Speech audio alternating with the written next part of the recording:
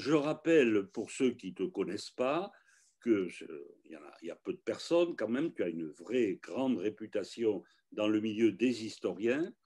Tu es né en 1948, tu es historien, tu es passé par l'école normale supérieure, l'agrégation, tu es devenu professeur d'université, tu as enseigné d'abord à Limoges, puis à Bordeaux, puis à Nice, et tu es arrivé à Toulouse, où j'ai eu le plaisir et l'enrichissement de te connaître, en 2000.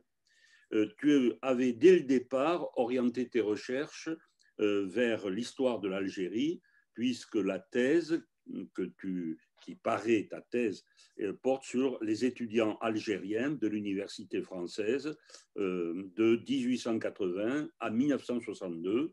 Cette thèse est déjà remarquée. Charles Robert Ageron, qui est le grand maître des études sur l'histoire de l'Algérie, préface ta thèse. Et depuis, tu as publié entre 15 et 20, plutôt 20 livres, notamment un que sais-je, notamment une histoire iconoclaste de la guerre d'Algérie, et également un petit livre que j'aime bien pour une histoire de la guerre d'Algérie.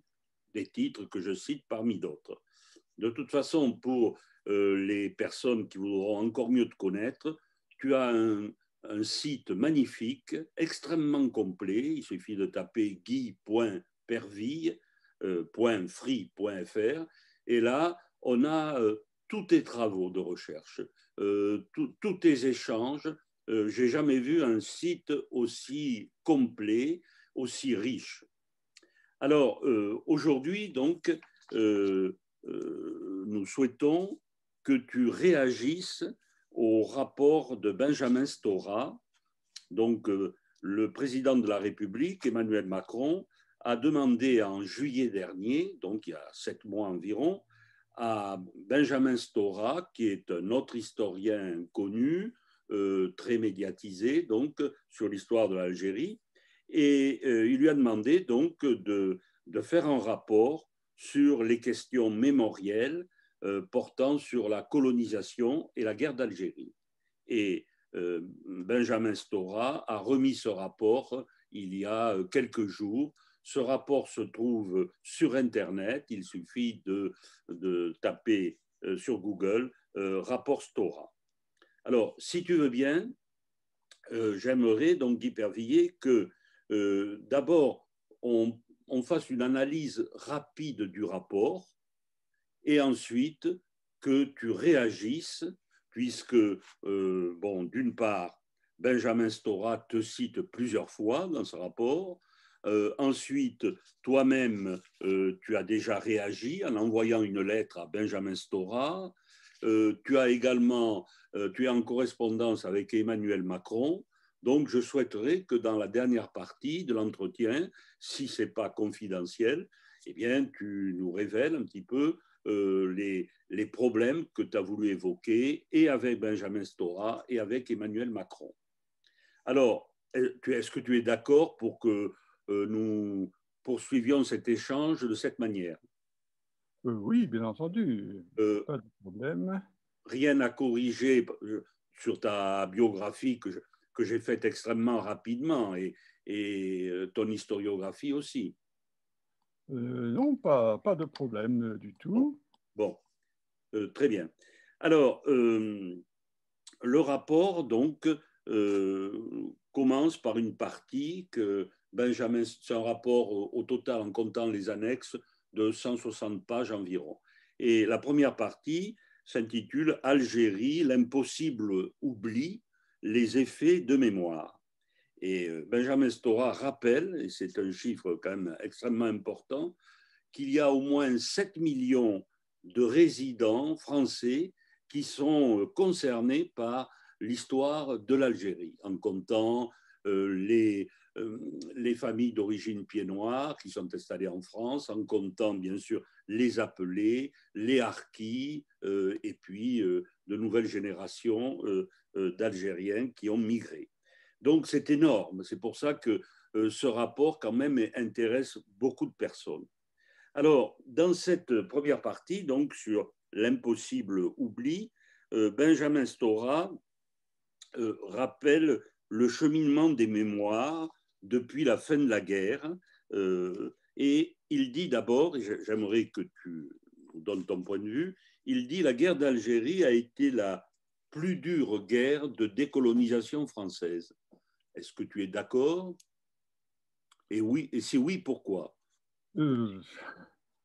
Je suis d'accord, mais en même temps, je pense qu'on pourrait néanmoins dire que la guerre d'Indochine, qui a été aussi longue, a été beaucoup plus meurtrière, mais elle a moins concerné la population française dans la mesure où le corps expéditionnaire français se composait de soldats de métier et non pas de conscrits. Et c'est la grande différence. Et d'autre part, il y avait aussi beaucoup de troupes d'outre-mer, pour ne pas dire indigènes, qu'elles viennent des pays d'Indochine ou d'autres pays, notamment d'Afrique, y compris l'Algérie. Donc, on peut discuter le classement de ces deux grandes guerres l'une par rapport à l'autre, mais il est certain que l'importance des pertes la plus lourde a été la guerre d'Indochine, mais il est certain aussi que par le choc sur la population française, enfin, au contraire, c'est la guerre d'Algérie la plus importante des deux. Et en ce qui concerne ce que Stora appelle le cheminement des mémoires, c'est-à-dire donc, il fait en même temps l'historiographie un peu, c'est-à-dire l'histoire de la guerre d'Algérie depuis la fin de la guerre. Est-ce que tu es d'accord que, c'est-à-dire, lui, il déclare que d'abord il y a eu une longue période tout de suite après la guerre de latence où on parlait très peu de la guerre d'Algérie, le moins possible, c'était trop douloureux, il y avait peu de travaux, et puis peu à peu, j'aimerais que tu reviennes un peu sur cette évolution de l'historiographie de la guerre d'Algérie. Oui, je pense en effet qu'il y a eu, après la fin de la guerre, une longue période de latence, mais il faut bien préciser ce qu'on entend par là. C'est-à-dire qu'il y a toujours eu un très grand nombre de témoignages publiés et dans un état d'esprit très, très engagé, très militant, ou en tout cas partisan dans la plupart des cas. Et les travaux d'historiens étaient relativement peu nombreux. Et d'autre part, durant cette période, il n'y avait pas non plus de doctrine officielle, car l'État, donc la République française, la Ve République, considérait que la guerre d'Algérie n'était qu'un sujet de division qui ne permettait pas l'adoption d'une mémoire nationale commune. Dans ces conditions, il y avait en effet une politique officielle du silence qui a duré en France de 1962 jusqu'au milieu des années 1990. Néanmoins, les choses ont commencé à changer dans les années 1990, justement.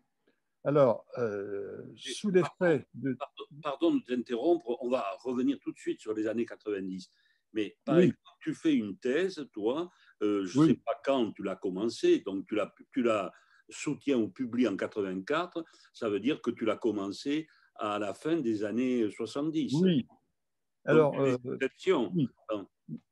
Ma thèse a été pour moi le moyen d'accéder à la connaissance de la guerre d'Algérie par le biais donc d'une recherche sur les étudiants algériens des universités françaises, mais qui ont pris parti dans cette guerre et le plus souvent du côté du FLN. Et pour moi, ce fut vraiment un moyen d'accéder à la connaissance d'une histoire qui me semblait extrêmement, extrêmement mystérieuse. Et c'est donc grâce à ce travail que j'ai entamé comme mémoire de maîtrise en 1970 que j'ai pu donc me constituer un premier, je vais dire, capital d'information sur la guerre d'Algérie. Donc, ça a commencé comme mémoire de maîtrise et j'ai continué pour lui donner finalement le statut d'une thèse de troisième cycle. Donc, j'ai travaillé sur ce sujet de 1970 à 1980. Donc, pendant la période dite de latence. Donc, ça Oui. veut dire que tu avais trouvé un patron, tu étais où, à Oui. Sorbonne, non Oui, oui, à Paris 1, donc c'était Jean-Baptiste Durosel, mais je bénéficiais de l'aide puissante de Charles-Robert Ageron, qui ensuite a préfacé ma thèse quand elle a été publiée. Et vous Par les... étiez plusieurs à travailler parmi les étudiants de maîtrise, puis ensuite de thèse. Est-ce que vous étiez plusieurs au début des années 70 à travailler là avec Durosel et en fait sous la direction d'Ageron? Nous étions très peu nombreux. Et je me souviens que donc un historien un peu plus âgé que moi, donc qui suivait le séminaire de Jean-Baptiste Durosel, s'était étonné de mon audace. Il pensait qu'il n'était pas possible de traiter historiquement de tels sujets. Mais c'était disons, une vocation personnelle et il y en avait à ce moment-là, puisque quelques années après, Benjamin Stora s'est adressé lui aussi à Charles-Robert Ageron. Mais disons, il y avait des historiens qui s'intéressaient déjà à ce sujet, en tout cas à l'histoire de l'Algérie contemporaine, mais j'ai été, avec Benjamin Stora, un des très rares à penser qu'il fallait immédiatement ne pas s'arrêter à 1954, mais aller jusqu'en 1962. Peut-être parce que nous n'avions quand même pas, ni l'un ni l'autre, nous l'avions vécu personnellement, cette guerre, en tant que phénomène politique qui requérait un engagement d'un côté ou de l'autre. C'est pourquoi peut-être il fallait être particulièrement jeune pour s'aventurer dans ce genre de sujet. En un mot, pourquoi t'es-tu intéressé à la guerre, à l'Algérie, à l'histoire de l'Algérie? Étais-tu pied noir? Qu'est-ce qui a motivé ton intérêt? Non, je n'étais absolument pas pied noir, mais ce qui m'a motivé, c'est le fait qu'à partir de mai-juin 1958, mon attention a attiré sur le fait que des événements très graves se passaient à Alger et en France par rapport à ce qui se passait à Alger. Et donc, entre 1958 et 1962, j'ai commencé à m'intéresser à l'actualité et à lire systématiquement les informations sur l'Algérie que je trouvais dans les journaux qui étaient lus dans ma famille, c'est-à-dire l'Aurore et le Parisien libéré. Alors, je sais bien que ce genre de titre est considéré comme affreusement réactionnaire par beaucoup de mes camarades, mais le fait est que je n'avais pas d'autre source d'information que celle-là, et donc je me suis efforcé d'en tirer tout ce que je pouvais y trouver. Et c'est pourquoi la suite des événements entre 1958 et 1962 m'a particulièrement étonné, puisque au départ, je lisais que l'Algérie s'était donnée librement à la France et que c'était un fait historique sur lequel on ne reviendrait jamais. Et petit à petit, j'ai constaté qu'à la fraternisation de mai-juin 58 sous les drapeaux tricolores entre Européens et musulmans, eh bien, se substituaient des affrontements de plus en plus nets, en particulier à partir de décembre 1960, et puis encore quelques années, et au printemps 1962, je vois que ce qui était jusque-là l'ennemi devenait le partenaire des accords d'Évian. Et à partir du 1er juillet, je vois de nouveau des manifestations sur le sol algérien, aussi impressionnantes que celles de mai-juin 58, mais cette fois-ci sous le drapeau vert et blanc et non pas sous le drapeau tricolore. Dès 62, tu considérais la guerre d'Algérie comme une énigme. Oui, comme une énigme historique et qu'elle relevait de la recherche historique. En effet, je pensais que l'événement qui venait de se terminer, pour des raisons qui m'échappaient encore largement, était de toute façon la fin d'une époque, non seulement de la guerre elle-même, mais de l'époque coloniale de l'Algérie et de la France, et que donc il devait y avoir nécessairement une remise en question de tout ce que l'on croyait savoir jusque-là pour tirer les leçons de ce grand événement. Et cela me paraissait dès ce moment-là une évidence, à tel point que j'ai eu beaucoup de mal à me rendre compte que la plupart de ceux qui s'intéressaient à la guerre d'Algérie et notamment les historiens plus âgés que moi, appartenant à des générations qui avaient vécu cette guerre comme un problème politique, eh bien, ils avaient le plus grand mal à, je dirais, adopter un point de vue essentiellement historique.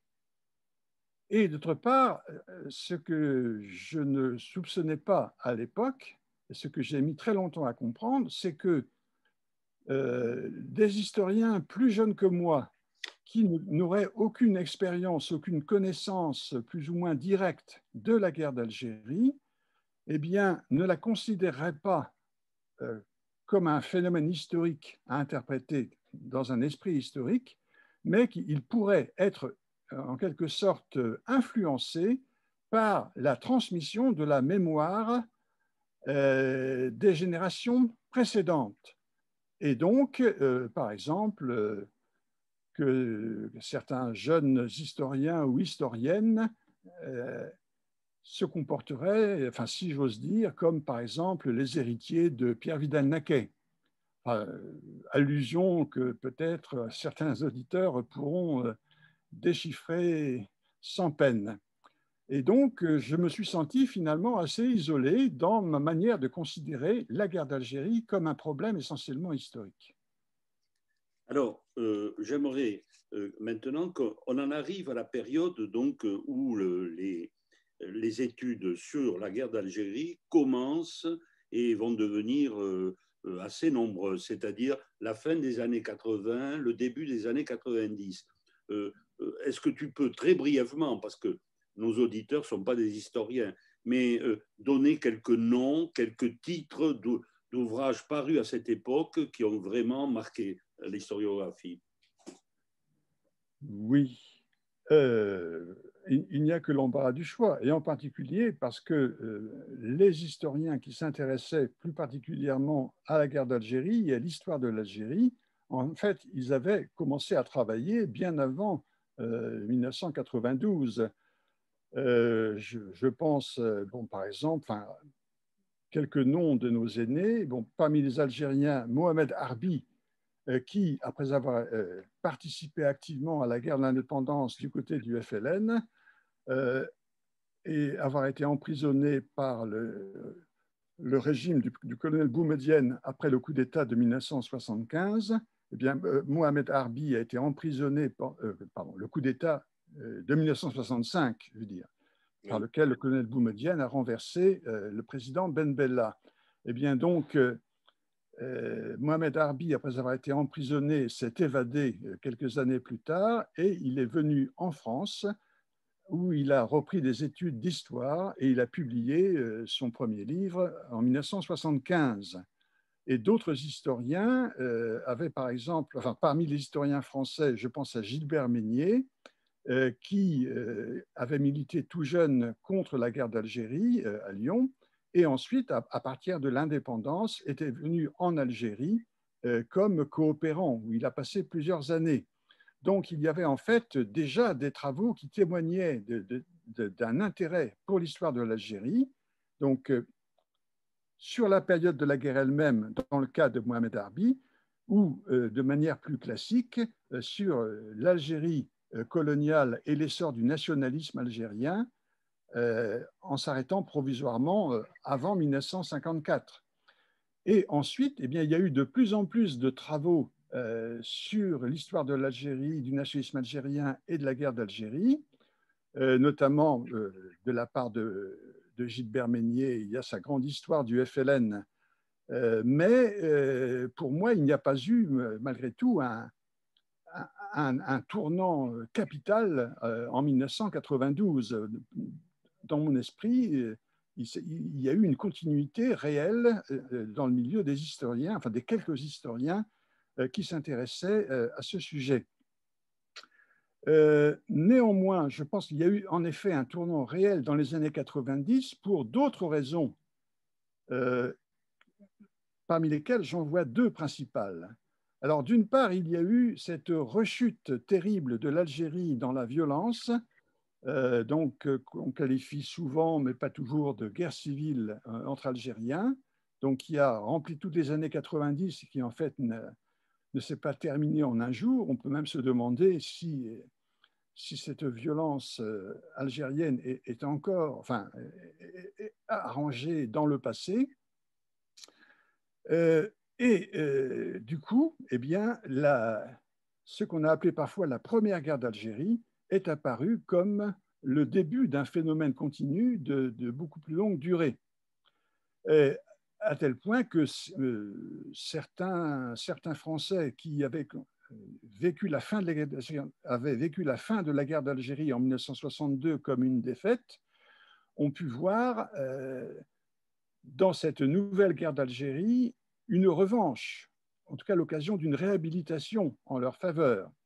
Mais certains d'entre eux étaient pour autant étaient tout à fait disposés à compatir sincèrement avec la douleur des Algériens, à condition que les Algériens veulent bien reconnaître que les épreuves qu'ils traversaient dans les années 90 eh bien, avaient déjà été traversées par d'autres Algériens 30 ans plus tôt.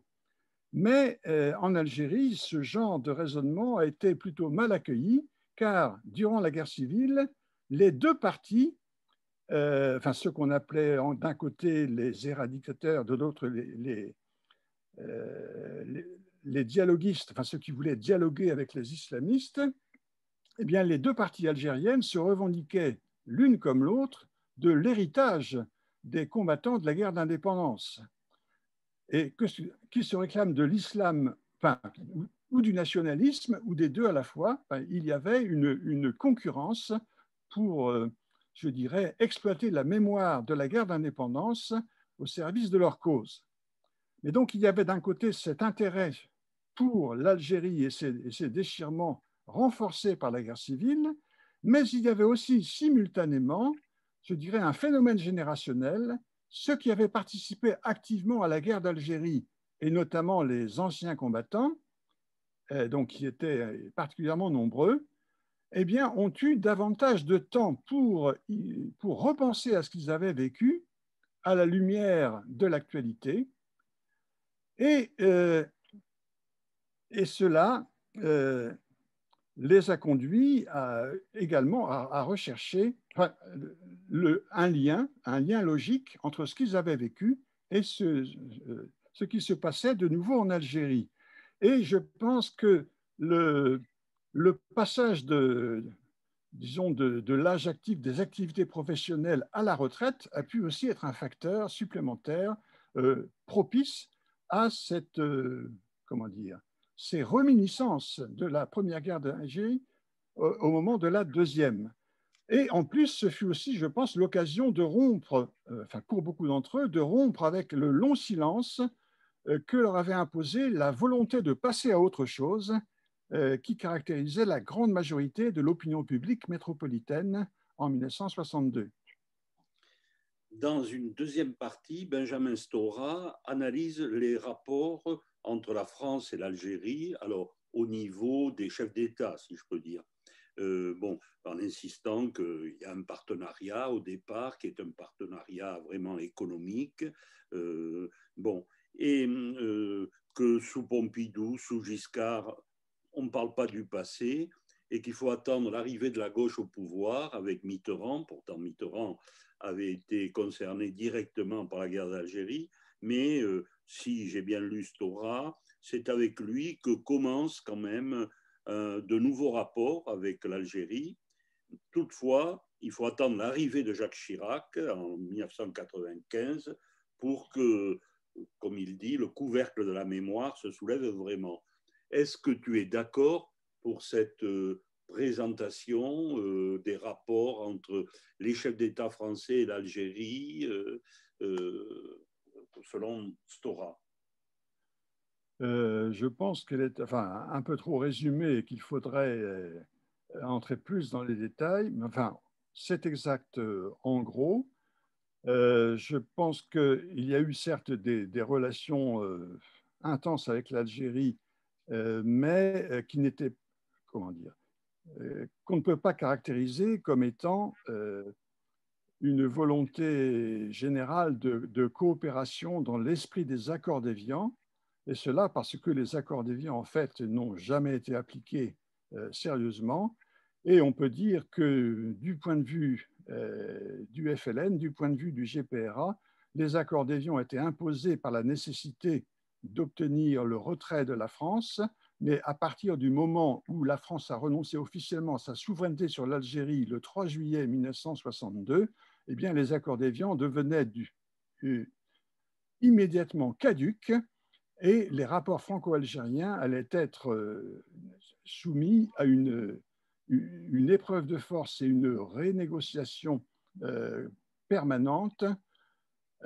jusqu'à ce que l'Algérie obtienne ce qu'elle voulait, c'est-à-dire le parachèvement de sa souveraineté par la mainmise sur le pétrole du Sahara, enfin le pétrole et le gaz du Sahara découvert par la France.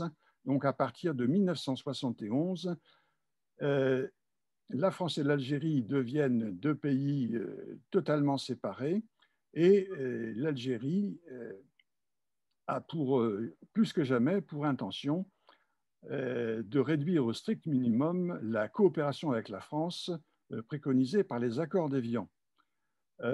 Néanmoins, enfin, c'est peut-être là aussi de ma part une simplification un peu excessive, car il y a des péripéties à rapporter, disons une oscillation entre l'épreuve de force et la négociation, aboutissant à des réconciliations fragiles et peu durables.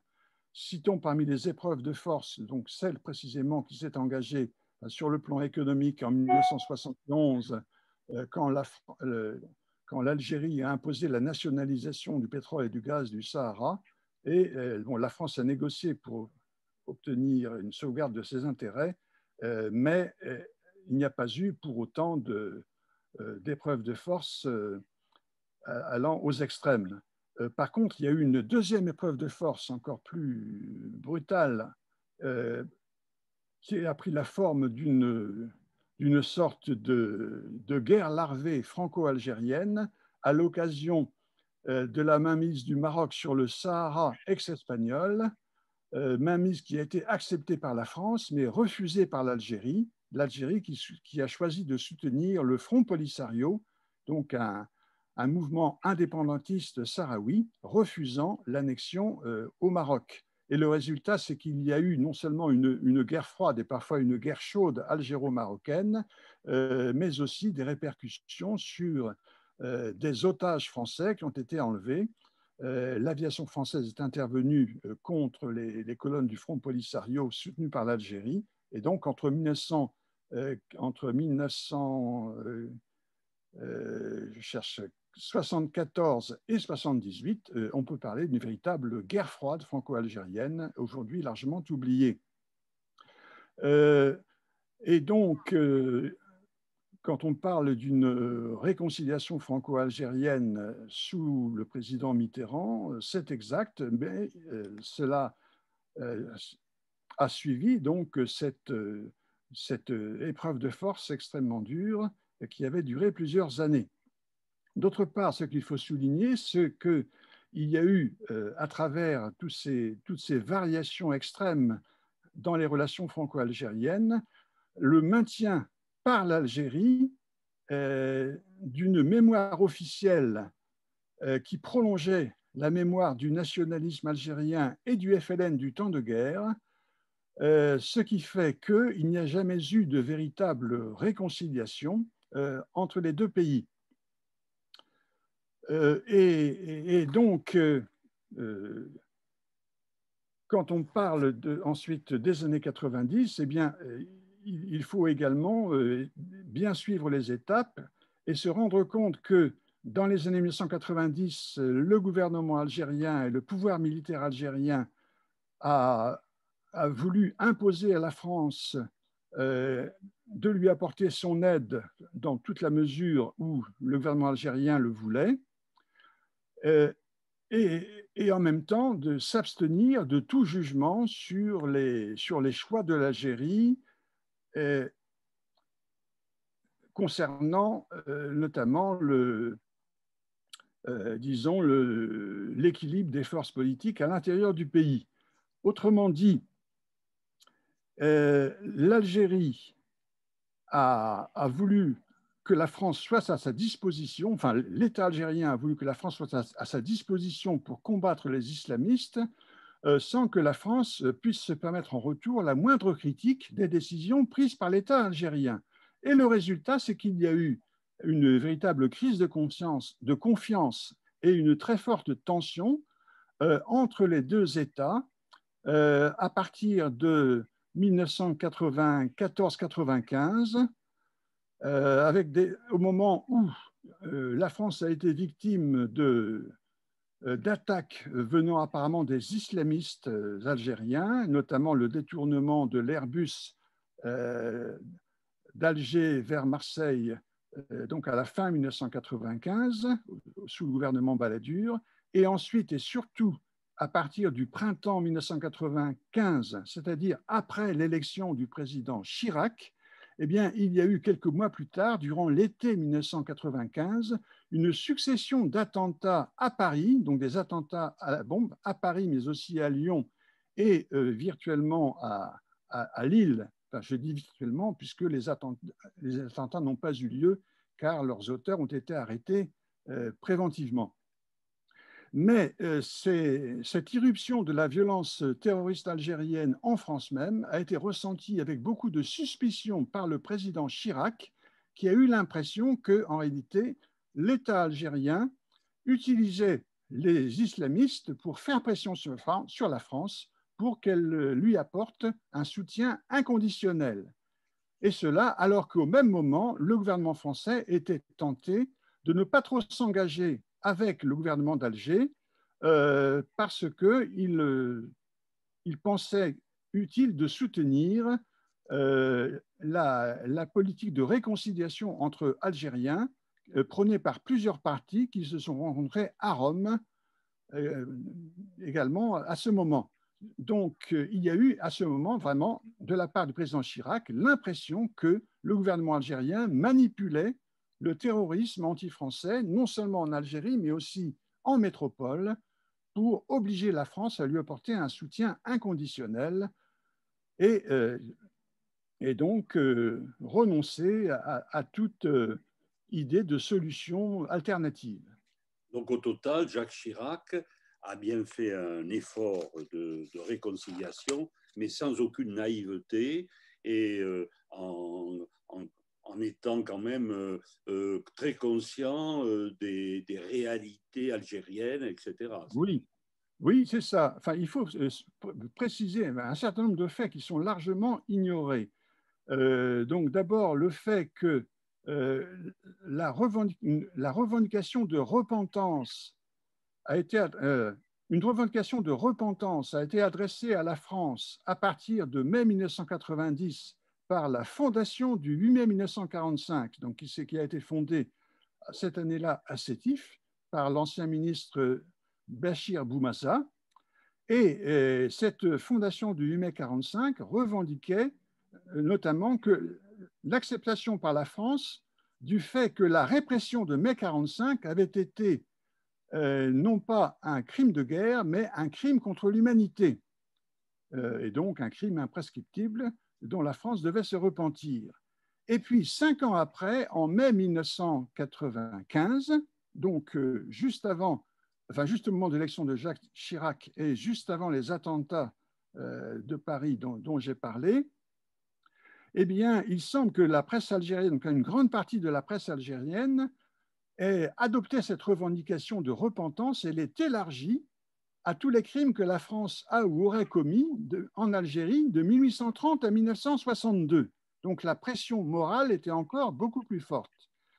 Alors, donc, quand on parle de tentative de rapprochement franco-algérien, à partir notamment de l'avènement du président Bouteflika en 1999, eh bien, c'est vrai, mais il faut souligner que le président Bouteflika, quand il est venu en voyage officiel à Paris, donc c'était durant l'été 1990, si j'ai bonne mémoire, eh bien, parlant devant l'Assemblée nationale française, a émis de nouveau cette revendication de repentance. Mais il est vrai sous une forme beaucoup plus adoucie, beaucoup plus polie qu'en 1995.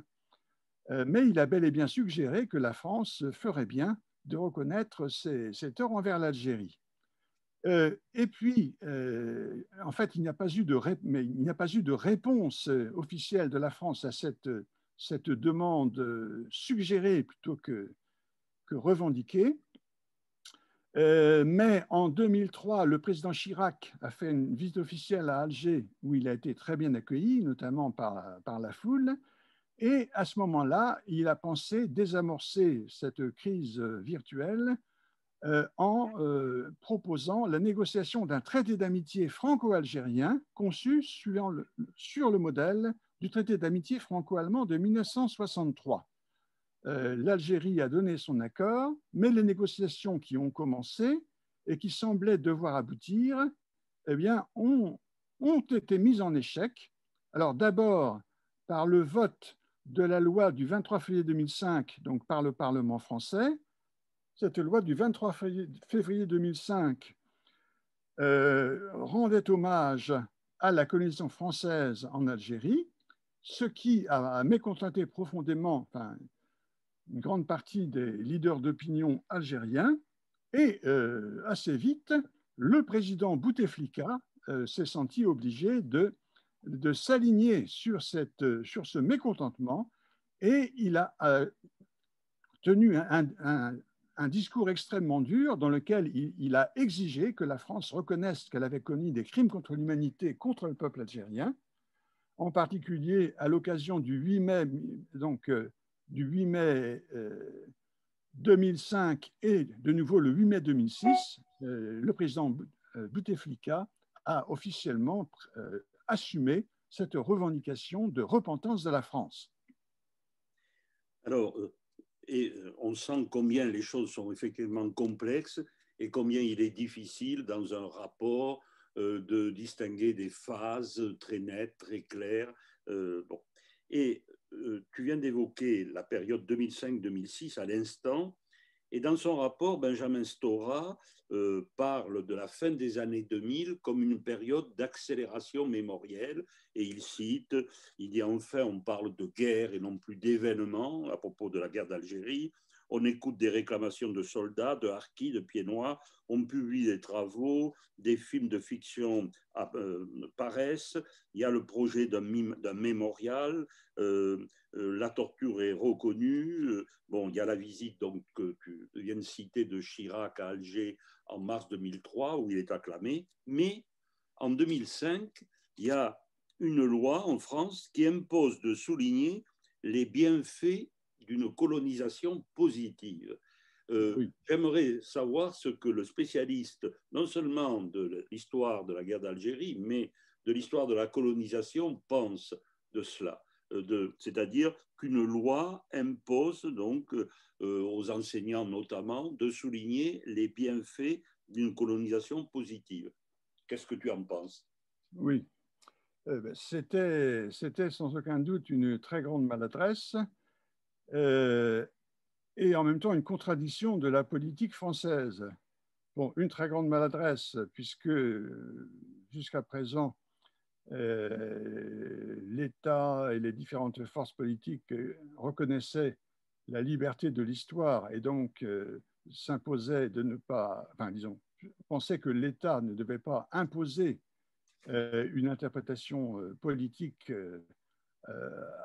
de la guerre d'Algérie à sa population. Mais néanmoins, j'essaye là de ne pas me perdre dans le dédale de mon analyse.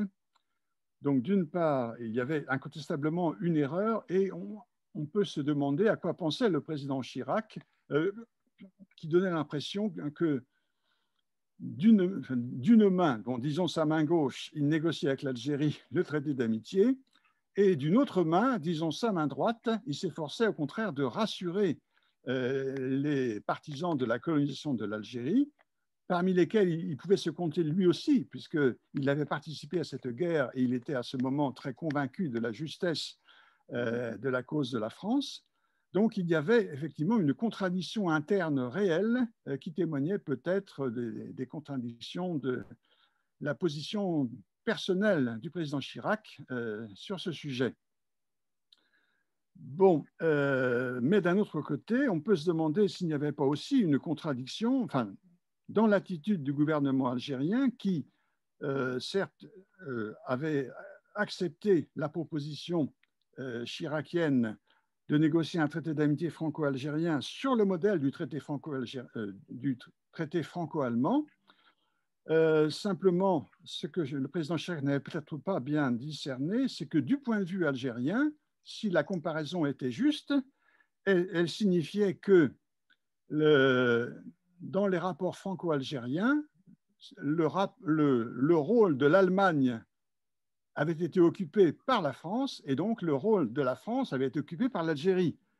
Et le président Chirac a été amené à constater dans le cours des négociations que, en fin de compte, l'aboutissement du traité n'était pas possible parce que, comme le président Chirac lui-même l'a dit, il a écrit dans ses mémoires, eh bien, l'Algérie a demandé qu'une déclaration de repentance française soit inscrite dans le préambule du traité, ce qu'il a jugé évidemment inacceptable.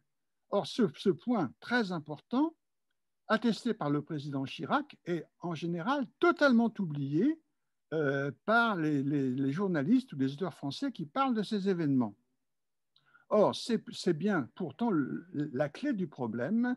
Est-ce que la France doit accepter cette revendication algérienne de repentance qui est fondée en même temps sur l'idée que dans ces relations franco-algériennes, qu'on les prenne dans la longue durée ou dans la courte durée de l'épisode final, eh bien, toutes les responsabilités sont du côté français, alors que l'Algérie n'en a aucune. Et là, c'est le point fondamental. Quand on relit toutes les déclarations officielles algériennes, en particulier celles de certains ministres qui sont extrêmement nettes, ou celles qui s'expriment au nom de l'opinion du peuple algérien, il y a cette idée fondamentale que les Français étant coupables de tout, les Algériens ne sont responsables de rien. Et le fond du problème, il est là et nulle part ailleurs. Donc la question est, est-ce que la France doit accepter cette affirmation ou non? Alors, dans une troisième partie, Benjamin Stora énumère ce qu'il appelle les défis à relever. Alors, on va en citer quelques-uns.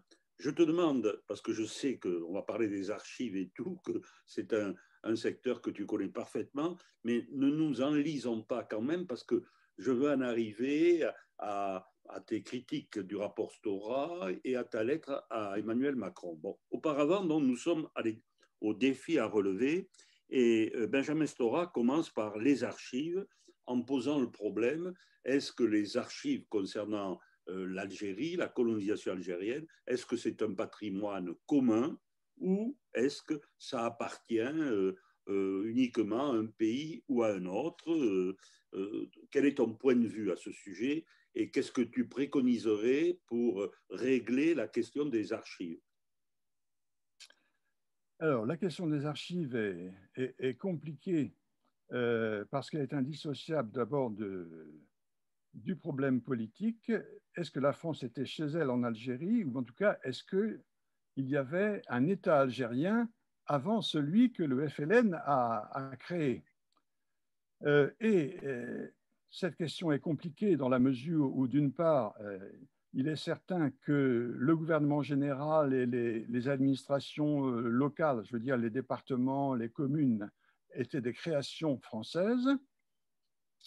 Mais il est vrai aussi que la population sur laquelle s'exerçait le pouvoir de décision de ces administrations françaises n'était pas considérée comme vraiment française dans sa grande majorité. Donc à partir de là, on peut logiquement soutenir les deux thèses et dire que les archives appartiennent soit à l'État qui les a créées, soit à la population concernée, et on peut soutenir que la population la plus concernée par ces archives, c'est donc la population qu'on appelait indigène, et qui est algérienne de plein droit depuis 1962. Mais la numérisation ne devrait pas régler Oui, alors, mais le problème est de savoir aussi si c'est un problème technique qui permettrait donc de trouver une solution technique, c'est-à-dire faire en sorte que l'Algérie puisse obtenir un accès immédiat à volonté à tout ce qui peut l'intéresser, sans que la France perde pour autant euh, de sa faculté de consulter les mêmes archives.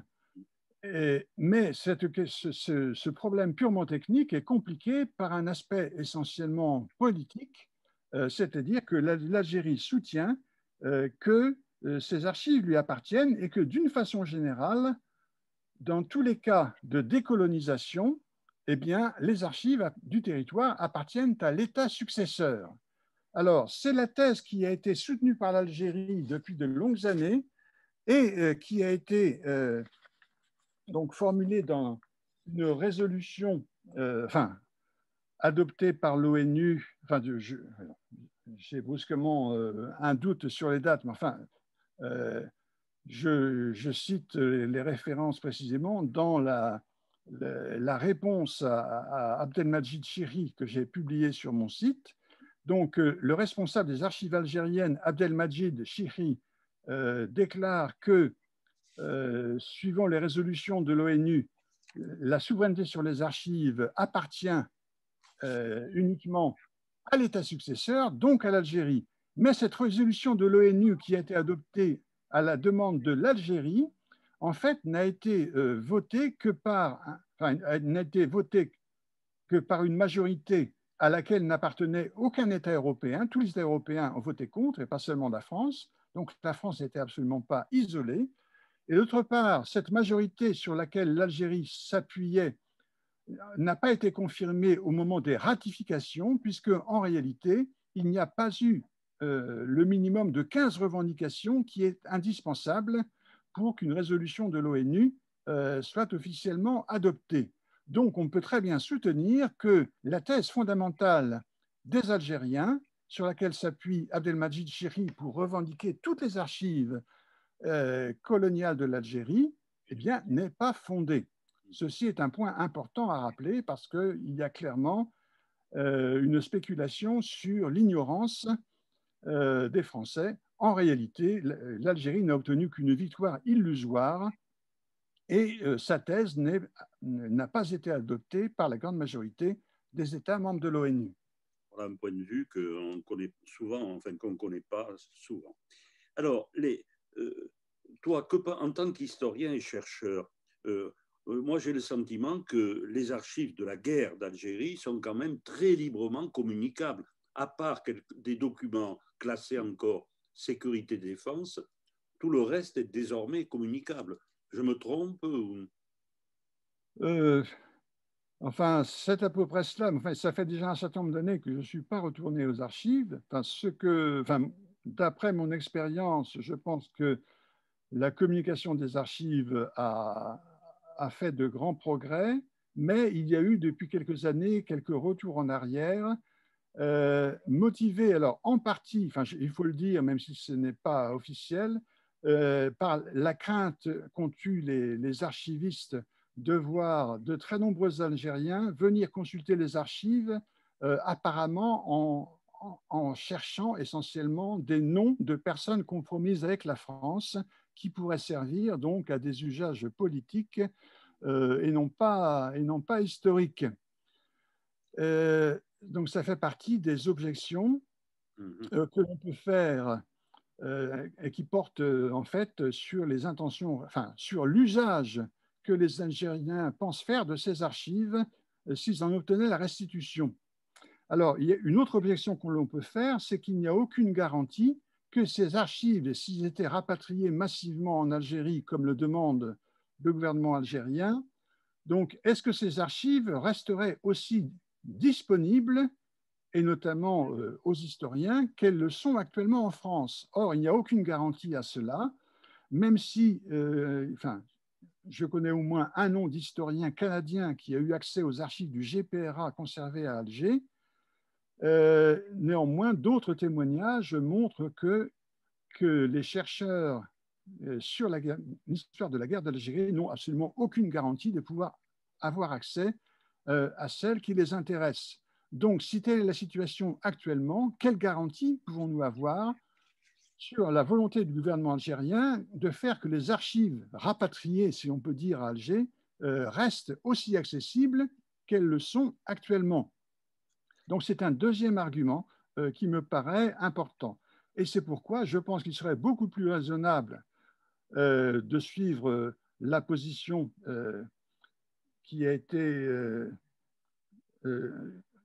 plusieurs fois défendue par l'archiviste algérien Fouad Soufi, c'est-à-dire faire en sorte, enfin trouver des moyens pour que les archives soient accessibles aux deux parties, sans que ça implique nécessairement une restitution. Donc, il ne faut pas mêler une thèse politique sur la propriété des archives à l'impératif de faire que les archives soient les plus accessibles possibles pour les chercheurs de toute nationalité, aussi bien algériens que français. Alors, parmi les défis à relever, en dehors du problème des archives,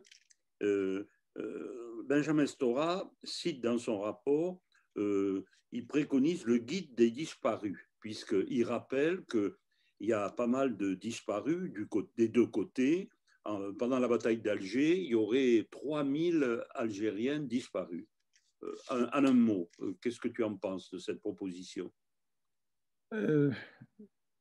Oui, faciliter la recherche de disparus, ça me paraît un apport essentiel de ce rapport, mais c'est déjà une réalité, puisque aujourd'hui, enfin, le gouvernement du président Macron s'est engagé à plusieurs reprises à faciliter la recherche des disparus, en tout cas une connaissance exacte de ce qui a pu arriver à chacun d'eux, non seulement en faveur de Maurice Audin ou d'autres victimes ayant soutenu la cause algérienne et étant mortes pour cette raison, que pour d'autres qui sont morts, enfin, très vraisemblablement, après avoir été enlevés par le FLN et non pas par la France. Donc c'est un point qui est déjà acquis et donc il faut savoir interpréter ce qui est dit. Donc la recherche des disparus, du point de vue français en tout cas, c'est bel et bien la recherche de tous les disparus, quel que soit le motif de leur disparition, quelle que soit leur tendance politique, et non pas uniquement la recherche des disparus d'un certain côté. Là, ça me paraît un point fondamental. Alors, sur cette question précisément, il y a depuis quelques mois une association 1000disparus.org, donc qui s'occupe précisément d'enquêter pour identifier le sort exact de tous les disparus du côté algérien. C'est un fait très important et une initiative qu'on ne peut qu'approuver. Donc, elle est menée essentiellement sous la direction de deux chercheurs, Fabrice Risseputi d'un côté et Malika Rahal, qui a été une étudiante à un moment sous ma direction, de l'autre. On ne peut qu'approuver leur volonté, mais je voudrais simplement souligner que la recherche, enfin de l'élucidation de tous les cas un par un, me paraît une très heureuse innovation par rapport à l'attitude des militants de la mémoire algérienne qui, depuis des années, des dizaines d'années, ne cessent de répéter des chiffres tels que ces 3000 disparus de la bataille d'Alger, fondés sur le témoignage de l'ancien responsable de la police à la préfecture d'Alger, Paul Tedjen, mais ça ne repose absolument pas sur un inventaire de cas auxquels on puisse se référer. Or, il est heureux que cette méthode qui consiste à lancer des chiffres en l'air sans que l'on sache sur quoi ils reposent a été enfin abandonnée. Ce n'est pas trop tôt. Par contre, il faut souligner qu'un certain nombre de personnalités et d'historiens se sont attachés justement à dresser un état aussi précis que possible des Européens d'Algérie disparus pendant la guerre ou après le cessez-le-feu du 19 mars 1962, ce qui a abouti pour donner des chiffres concernant les civils, cela aboutit à plus de 3000 disparus, parmi lesquels près de 1700 n'ont jamais été retrouvés, même pas morts, non, pardon, n'ont pas été retrouvés vivants. Mais donc, près de 1700 disparus, certains sur plus de 3000 cas d'enlèvement, c'est le résultat auquel ont abouti les travaux menés depuis de longues années, depuis peut-être 20 ans ou plus, par des personnalités telles que Madame Colette Ducos-Sader ou le général Maurice Fèvre, qui est décédé récemment, ou encore les historiens Jean-Jacques Jordi et Jean Monneret. Eh bien, ceux-là, ils appliquent la même méthode, et à vrai dire, la seule méthode qui vaille, bien avant que donc, Fabrice Riceputi et Malika Rahal aient entrepris le même travail pour la bataille d'Alger. Alors, parmi les autres défis cités dans cette troisième partie par Benjamin Stora, il y a l'idée, a priori bien sûr intéressante, de la création d'une chaîne de télévision franco-algérienne sur la mémoire, la force des images, qui ressemblerait un peu à Arte et qui donc, comme Arte participe à la réconciliation, mais c'est une belle idée, mais ça suppose des deux côtés une volonté de coopération qu'il n'y a peut-être pas encore. Oui. Il y a également la question des excuses. Alors, tu as utilisé, ou moi, je ne sais plus, le terme de repentance. Benjamin Stora parle d'excuses. En tant qu'historien, en oubliant un instant le problème algérien, crois-tu qu'il soit normal qu'un peuple s'excuse, regrette des faits qui se sont déroulés à une époque ancienne à laquelle les contemporains n'ont pas participé? Est-ce que dire je présente mes excuses pour la guerre de 100 ans, est-ce que ce n'est pas totalement hors de propos? Oui, c'est totalement hors de propos et absurde. Alors d'abord, le mot excuse est vraiment un mot extrêmement anodin. Bon, Absolument. je marche sur le pied de mon voisin par mégarde, je lui dis, donc si je suis poli, je m'excuse, ou encore mieux, veuillez m'excuser. Mais par rapport à la gravité des faits dont il s'agit, c'est totalement dérisoire. Ça n'a aucun intérêt. Par contre, le mot repentance désigne très précisément ce qui a été demandé à la France depuis mai 1990 par la fondation du mai 45 et depuis mai 1995, je le répète, par un très grand nombre de journalistes et de personnalités algériennes et par l'État algérien lui-même. Or, la notion de repentance suppose que celui qui accepterait d'en faire preuve est une responsabilité réelle dans au moins une partie des faits en question. Or, les Algériens n'ont pas demandé au général de Gaulle d'exprimer sa repentance.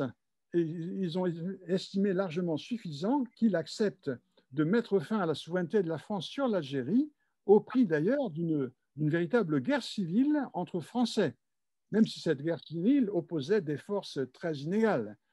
De même, François Mitterrand, qui a été président de la République française de 1981 à 1995, eh bien, l'Algérie ne lui a jamais demandé d'exprimer sa repentance, alors même qu'il avait été ministre de l'Intérieur en novembre 1954 et ministre de la Justice en 1956 et 57.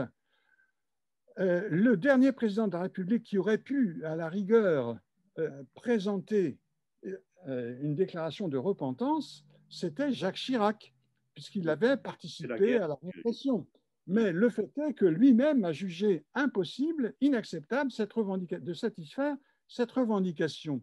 Alors, depuis, la France a connu deux présidents qui étaient enfants, puisqu'ils sont nés pendant la guerre, donc Nicolas Sarkozy puis François Hollande.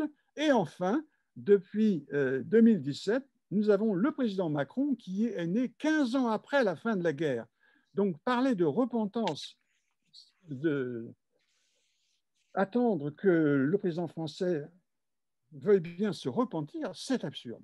Et pourtant, il faut quand même néanmoins indiquer un argument intéressant, c'est que chaque fois que la question de la repentance est posée aux Français par les sondeurs d'opinion, et je précise, bien que je n'ai jamais entendu parler officiellement de cette demande de repentance, bien que, il faut préciser, elle ait été utilisée par le candidat Nicolas Sarkozy donc en 2007, eh bien, je rappelle qu'à ce moment-là, certains l'ont accusé d'avoir inventé cette revendication de repentance pour se donner le mérite de la refuser. Or, cela est absolument faux. Sarkozy n'a rien inventé, cette demande est absolument certaine.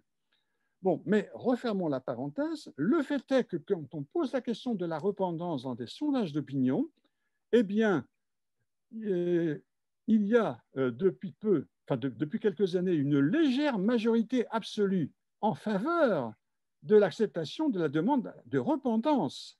Mais si on distingue suivant les âges, eh bien, on constate que les classes d'âge les plus âgées, celles qui ont participé ou qui ont simplement été témoins de la guerre d'Algérie, eh bien, sont les plus divisées. Il n'y a pas de majorité absolue, il y a en fait à peu près autant de pour que de contre.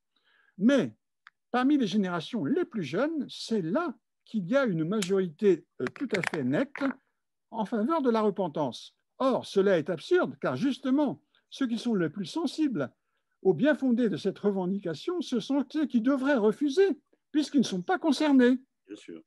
Donc bon, là, je pense qu'il y a un problème de logique dont il faudrait tenir compte. Bon, je pense que, à titre personnel, donc ça n'a pas d'intérêt, mais que reconnaître des faits, reconnaître qu'à Sétif, le 8 mai 1945, il y a eu vraiment des horreurs commises par les Français notamment, la reconnaissance des faits suffit, à mon avis, pour. Mais entre reconnaissance et repentance, bon, allez, on abordera. Oui, j'ajouterais que le mot qui me paraît le plus acceptable, c'est celui de regret, car effectivement, nous pouvons tous regretter que les relations entre la France et l'Algérie ne soient jamais arrivées à une véritable réconciliation, une véritable confiance. Et donc, le président Macron a parfaitement le droit de regretter, et nous avons tous le droit de regretter profondément ce fait malheureux qui ne dépend pas de notre volonté. Nous n'y pouvons strictement rien. Dans l'esprit, oui, mais le mot regret, il est un peu comme le mot excuse, il est très faible, un peu banal. C'est le sorry anglais, désolé, regret. Non, je pense que non, la notion de regret, ce n'est pas la même chose que celle de excusez-moi, je regrette. C'est quand même, non, c'est autre chose. Bon. Alors, les autres défis, bon, je suis sûr qu'il y aurait beaucoup de choses à dire.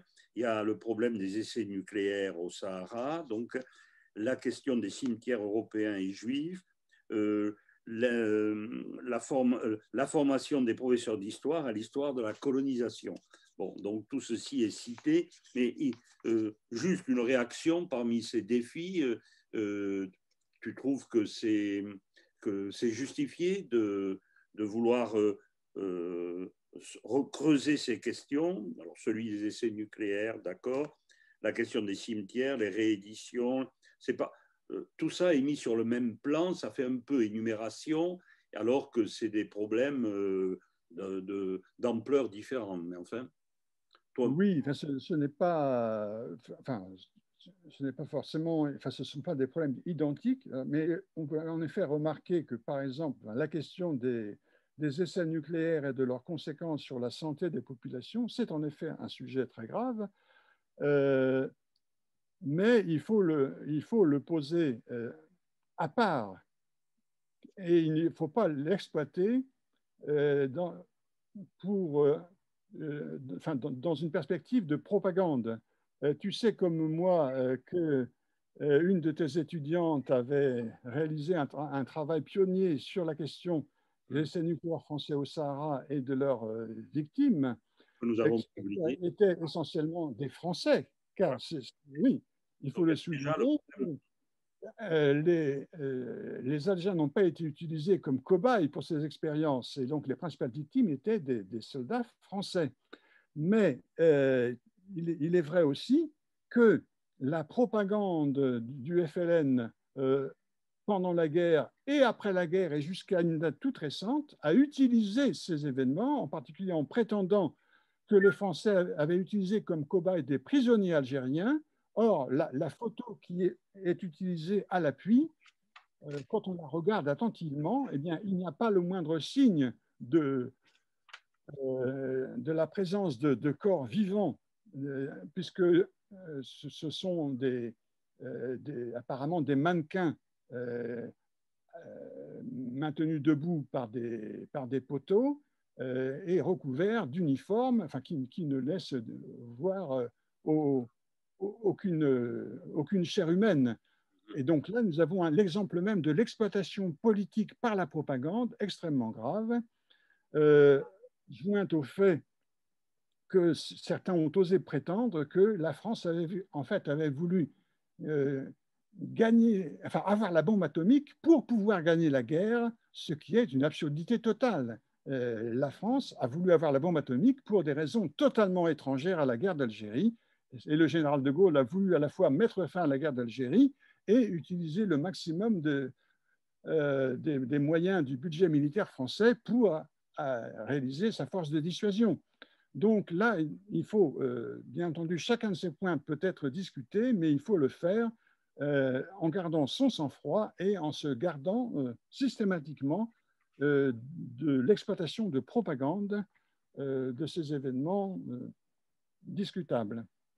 Le rapport Stora se termine par une conclusion dans laquelle Stora souhaite la constitution d'une commission mémoire et vérité, commission bien sûr franco-algérienne, qui aurait pour objet de poursuivre les commémorations, de recueillir la parole de témoins, de sanctuariser 4 camps d'internement en France, qui deviendraient des lieux de mémoire, notamment le Larzac, une coopération universitaire, accorder plus de place dans les programmes scolaires à l'histoire de la France en Algérie, réactiver le projet de musée.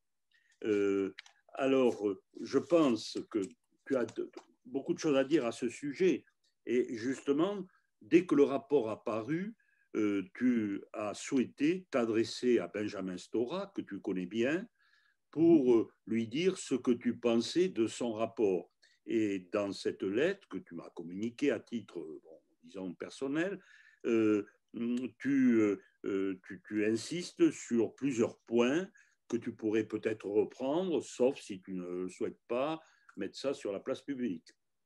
Donc, dans cette critique, critique amicale, critique professionnelle d'historien à historien que tu as adressée à Benjamin Stora. Oui, en disant que tu étais dubitatif d'abord sur la démarche, parce que il y a, tu dis, il y a en Algérie une mémoire officielle, hein, qui est la mémoire du pouvoir en place depuis la fin de la guerre et qui gèle toute possibilité d'aller voir ailleurs. Hein. Donc, rien que cela. Et ça me permet de comprendre pourquoi c'est beaucoup plus difficile d'amorcer une réconciliation franco-algérienne que la réconciliation franco-allemande. Parce que dans le cas des franco-allemands, il y avait des deux côtés des gouvernements qui souhaitaient à tout prix aller vers la réconciliation. Il y avait l'idée de l'Europe, etc. Ce qui n'est pas le cas. Et ensuite, tu dis dans cette lettre à Benjamin Stora, tu parles d'une histoire de canon que je ne connaissais pas, là, Baba.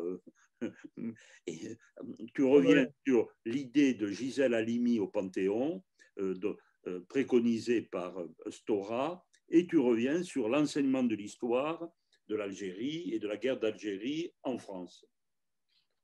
Tu peux peut-être développer ce point. Alors, j'essaie de revenir. D'abord, je commençais quand même par rendre hommage à l'intérêt très grand de ce rapport. Donc, sa ligne générale, si je peux me flatter de l'avoir nettement identifiée, qui est de chercher à répondre à la demande algérienne en évitant de céder à la revendication de repentance, car à plusieurs reprises, donc, Benjamin Stora s'en démarque et il dit qu'il n'en est pas question et que ça n'a pas de sens. Bon, et j'ai été frappé de la démonstration qu'il donne, d'après laquelle les 4 derniers présidents de la République française, donc Chirac, Sarkozy, Hollande et Macron, ont eu finalement la même attitude, c'est-à-dire qu'ils ont été obligés à la fois de satisfaire les demandes opposées, ils ont essayé de satisfaire les demandes de l'Algérie sans sacrifier le point de vue français et en particulier sans provoquer de rupture entre les différents groupes mémoriels opposés qui coexistent en France. Alors en effet, en Algérie, il y a une ligne politique officielle, enfin une ligne mémorielle officielle qui est partagée largement par une grande partie de l'opinion publique, en tout cas la seule partie qui a le droit de s'exprimer, car ceux qui avaient pris parti pour la France ou pour le MNA de Messali Hadj n'ont pas le droit d'exprimer pleinement leur opinion, donc il n'y a qu'une vérité officielle et l'opinion publique est elle-même largement tributaire de cette opinion, de ce point de vue officiel, alors qu'en France, il y a au contraire une pluralité de points de vue contradictoires. Alors certains de ces points de vue sympathisent avec le point de vue algérien, et que ce soit à gauche ou à l'extrême gauche, ou parmi les franco-algériens qui sont nombreux et qui peuvent être influencés par le point de vue de leur pays sans même s'en rendre compte, mais il y a au contraire des groupes de mémoire qui traduisent le point de vue, je dirais, des vaincus de la guerre d'Algérie et qui donc ne veulent pas que la France mette fin à la guerre des mémoires au prix d'un nouvel abandon qui redoublerait celui qu'ils ont subi en 1962. Alors, donc, j'ai rendu hommage à la démarche globale de Benjamin Stora telle que je l'ai comprise, mais il y a néanmoins un nombre important de points qui me paraissent discutables. Et néanmoins, je pense que, avant même d'énumérer un certain nombre de ces points, et je pourrais en énumérer d'autres, il y a le problème fondamental qui me paraît être l'absence de réponse sur le fond à la demande algérienne de repentance. En effet, ce que j'ai écrit à Benjamin Stora, et ce que je voudrais pouvoir développer davantage, c'est que les Algériens ne devraient pas demander des comptes seulement à la France, mais aussi à leur propre gouvernement. En effet, la responsabilité de la France n'implique pas l'irresponsabilité de l'Algérie ou de ceux qui ont parlé et agi en son nom. Et donc, tel est pour moi le fond du problème. Peut-il y avoir donc un effort de mémoire oui, qui soit demandé uniquement à la France et non pas à l'Algérie. Qu'est-ce qui se passe? Tu peux continuer, hein, tu peux continuer. Oui, c'est difficile de parler sans personne en face. J'arrive, c'était un problème de téléphone. Bon, vas-y. Donc, oui, donc je pense que le problème fondamental, il est là. Est-ce que seule l'Algérie a le droit de demander des comptes à la France et est-ce qu'elle n'a pas en même temps des comptes à demander à ceux qui incarnent l'État algérien ou en tout cas l'idée d'État algérien depuis 1954 ou depuis 1962. Et là, c'est, je pense, le désaccord fondamental. Je pense que puisque cette revendication de repentance existe depuis des années et interpelle la France, il est indispensable de répondre clairement sur ce point. Alors c'est pour ça que dans ma lettre, dans mon message à Benjamin Stora, j'ai rappelé les déclarations de son ami Abdelmadjid Merdassi, donc historien constantinois et ami de Benjamin Stora, récemment décédé. Donc, déclaration à la gloire de Zirut Youssef, donc le chef de l'ALN du Nord constantinois, et à la gloire de l'insurrection du 20 août 1955, dont il ne disait pas que cette insurrection avait commencé par assassiner plus de 100 civils européens dans le Nord constantinois.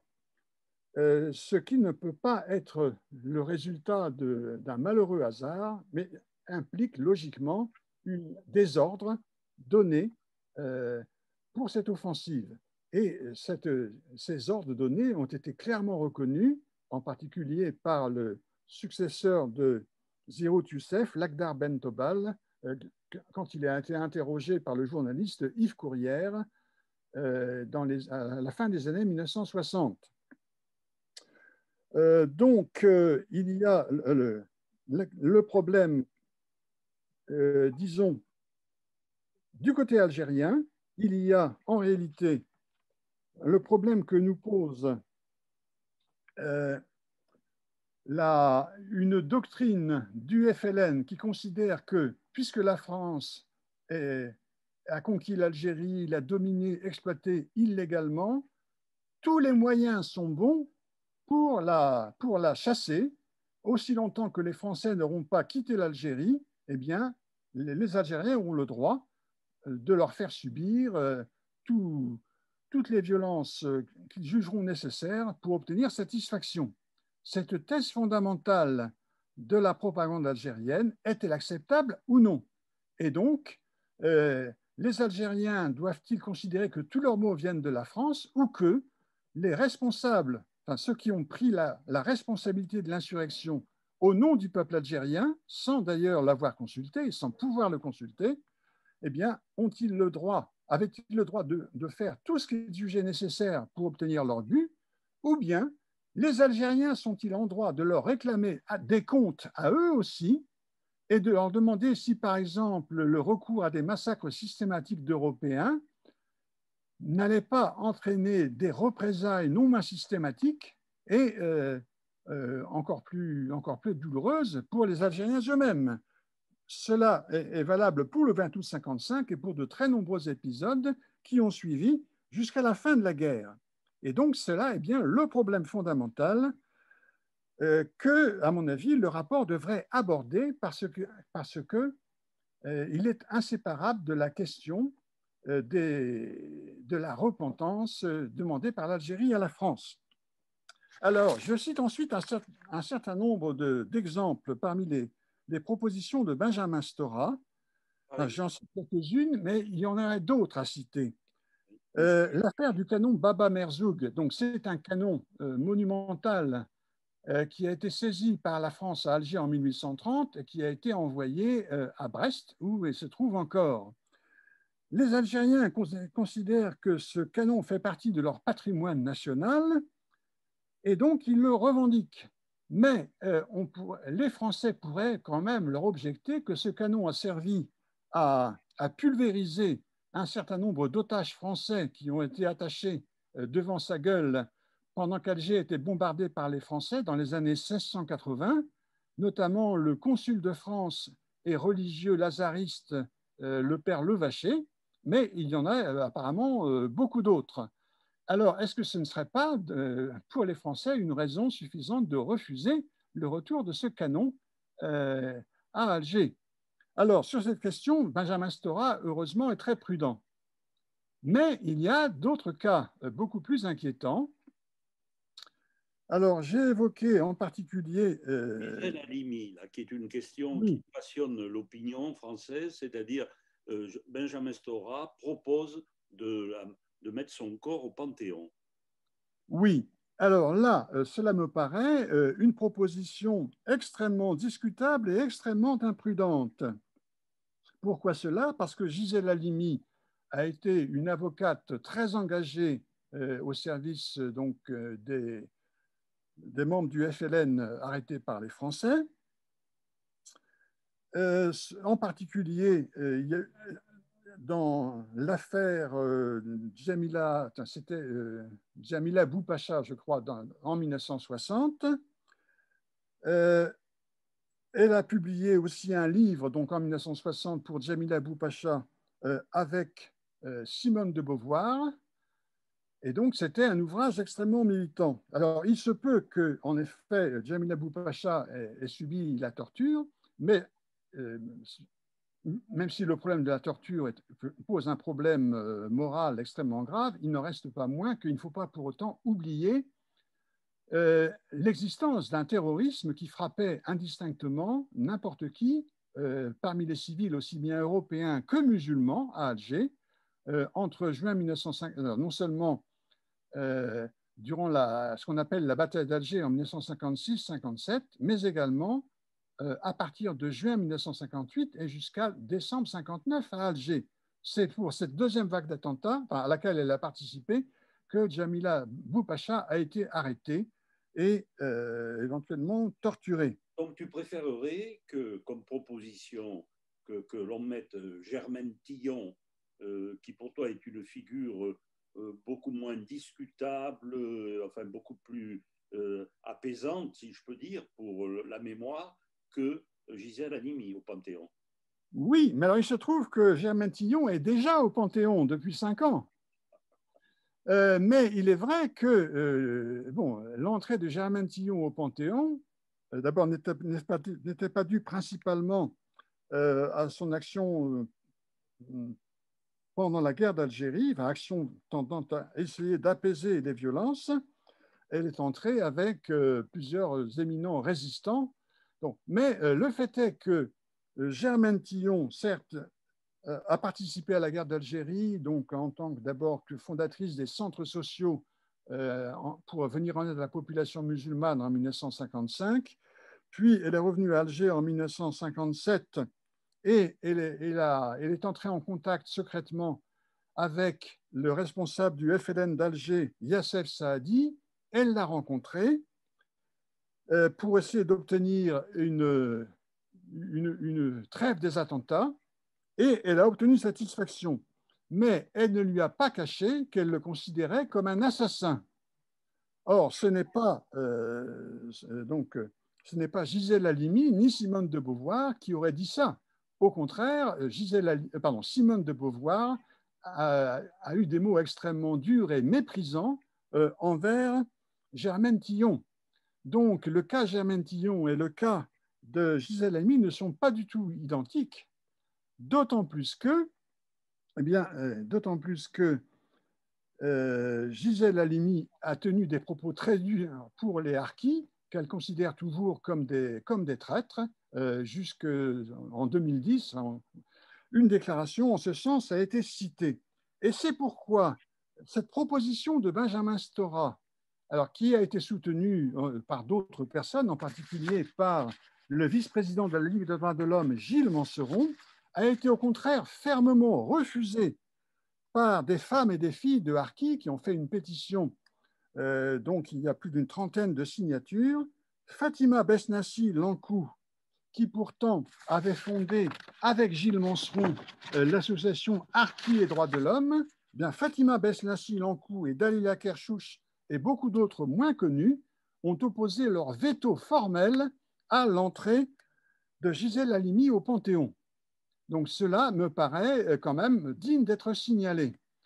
Et un autre problème abordé, c'est l'enseignement de l'histoire de la guerre d'Algérie notamment.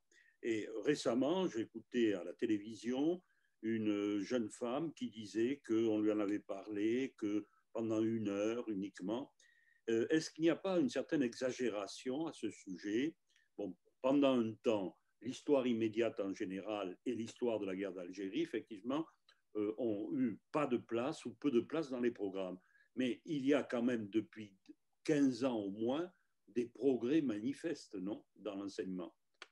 Mais oui, et bon, j'ai objecté à Benjamin Stora, qui pourtant, il me semble, a été inspecteur général de l'éducation nationale, qu'il fallait tenir compte d'un fait majeur, à savoir que le temps disponible pour l'enseignement de l'histoire n'a cessé de diminuer avec les horaires scolaires en général.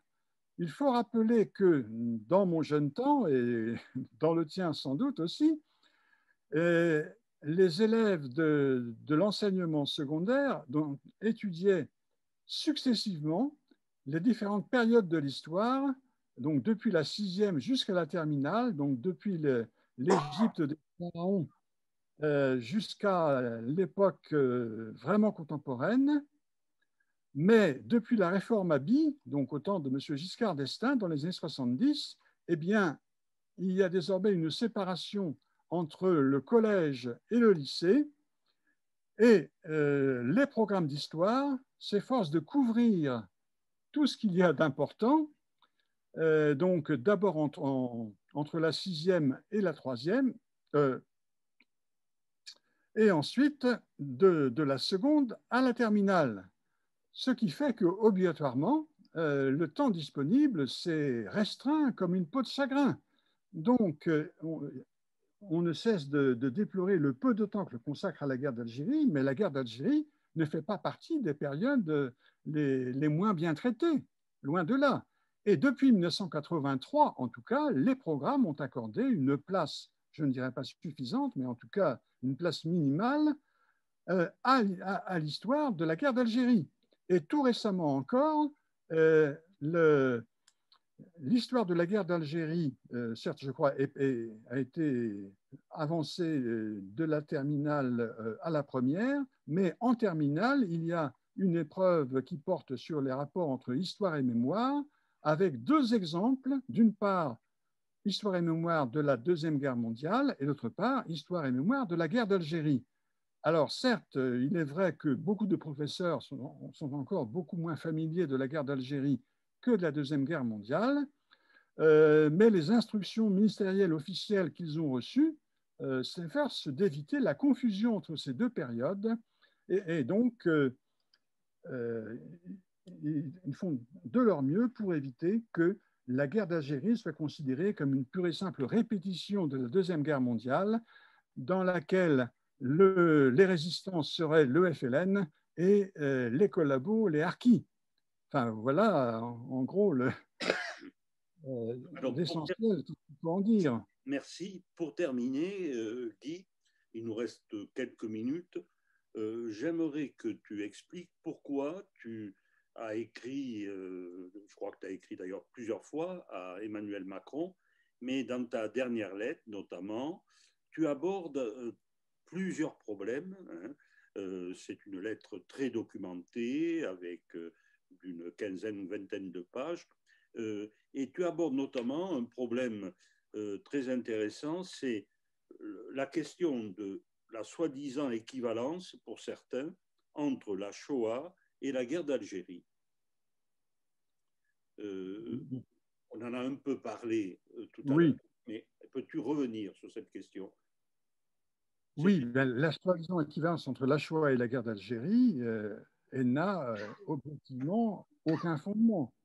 La Shoah, c'est un phénomène, enfin, c'est un crime extrêmement grave et à peu près sans équivalent, en tout cas sans équivalent aussi important. Donc, c'est le fait de la part d'un régime de parti unique obéissant à un dictateur fou, donc de vouloir anéantir ce qu'il considérait comme une race humaine, ou plutôt infrahumaine, à savoir donc la race juive.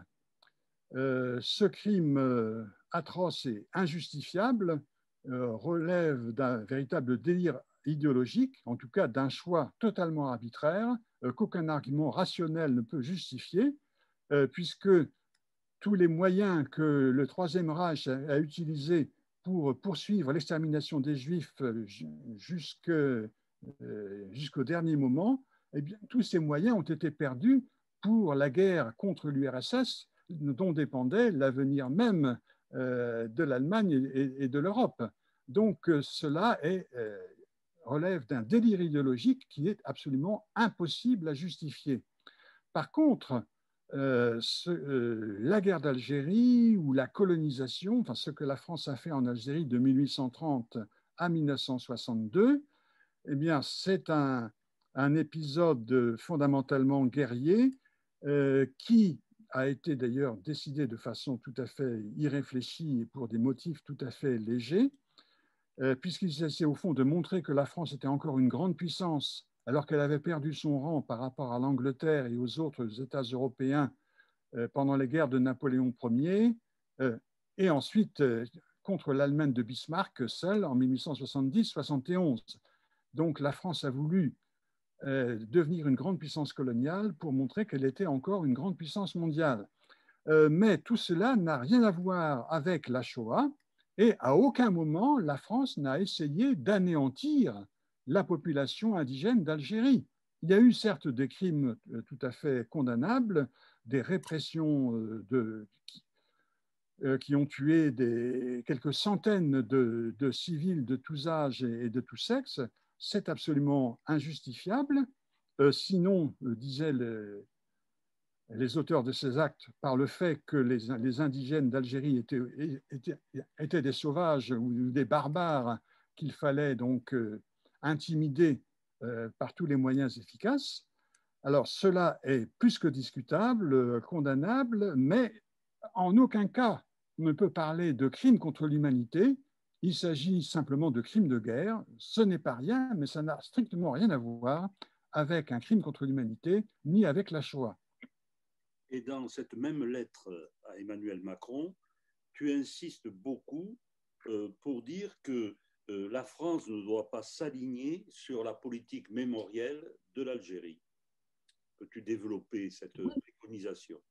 Ben pour les raisons que j'ai déjà évoquées dans ma lettre à Benjamin Stora, c'est-à-dire que oui, la politique mémorielle de l'Algérie est fondée sur l'idée que, en quelque sorte, que la France a été pour l'Algérie ce que l'Allemagne avait été pour elle, et que donc elle a commis des crimes imprescriptibles qui font que même si la France exprimait son repentir, eh bien cela ne suffirait pas, puisque plusieurs personnalités algériennes, je pense en particulier au ministre des anciens Moudjahidines, Tayeb Zitouni, a déclaré à plusieurs reprises que le jour où une nouvelle génération de Français accepterait de battre sa coulpe et donc de demander pardon, eh bien, ce pardon sera refusé parce que les crimes dont il s'agit sont impardonnables.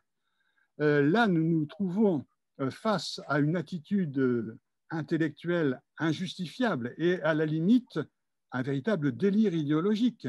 À quoi bon demander pardon si c'est pour le refuser? Donc, nous nous trouvons déjà devant une première absurdité. Et donc, la deuxième étant celle, je l'ai dit, d'identifier les griefs légitimes que l'Algérie peut avoir envers la France à ceux que la France pouvait avoir envers l'Allemagne nazie. Donc, il y a une exploitation extrêmement contestable de ces revendications de repentance. Alors, exploitation à laquelle certains auteurs ajoutent même des revendications matérielles, des revendications d'indemnisation. Et cela en oubliant que la France a déjà beaucoup payé pour aider l'Algérie à surmonter l'épreuve de son indépendance, en particulier parce que, à la fin de la guerre, le budget de l'Algérie était payé essentiellement par la France, et la France a maintenu son aide financière, enfin, sa participation au budget de l'Algérie pendant plusieurs années pour éviter que l'indépendance soit suivie par une faillite immédiate. Faillite d'autant plus menaçante que les Français d'Algérie, qui payaient l'essentiel des impôts de la population locale, fuyaient en masse vers la France. Donc, il est clair que la France a déjà beaucoup payé pour éviter à l'Algérie le naufrage. Et depuis, enfin, dans mes livres, j'ai cité de nombreux exemples de ces paiements et de ces dettes que la France a abandonnées à l'Algérie pour l'aider à s'en sortir. Et à partir de 1971, le pétrole et le gaz d'Algérie n'appartiennent plus à la France, mais à l'Algérie elle-même. Donc, le bien fondé de cette revendication d'indemnisation qui est exprimée par différents auteurs ne tient pas debout. La question est de savoir, est-ce que l'Algérie va continuer à vouloir vivre aux dépens de la France plus de 60 ans après l'indépendance, et pour combien de temps? Enfin, toutes ces questions doivent être posées.